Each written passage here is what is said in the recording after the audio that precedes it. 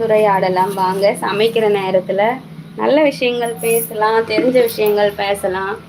அந்த மாதிரி எனக்கு நேற்று தெரிஞ்ச விஷயம் வந்து சிறுகீரையை பற்றி. சிறுகீரை வந்து ரொம்ப ரொம்ப ரொம்ப ரொம்ப சத்தான கீரையாம்.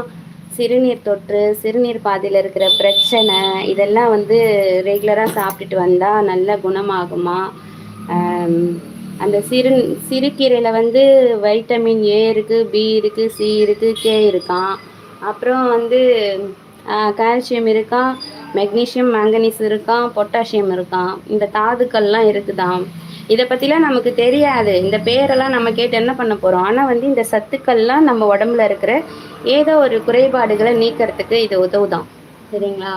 அதனால் முடிஞ்ச அளவுக்கு சிறுகீரை கிடைச்சா வாங்கி சாப்பிடுங்க உறவுகளே. அதே போல் வந்து நீங்கள் ஏதாவது ஒரு ட்ரீட்மெண்ட்டில் இருக்கிறீங்க, ஏதோ ஒரு வகையில் தொடர்ந்து ட்ரீட்மெண்ட் எடுத்துகிட்டு இருக்கீங்க டாக்டர்கிட்ட அப்படி சொன்னால் நீங்கள் டாக்டர்கிட்ட கேட்டுட்டு தான் சாப்பிட்ணுமா.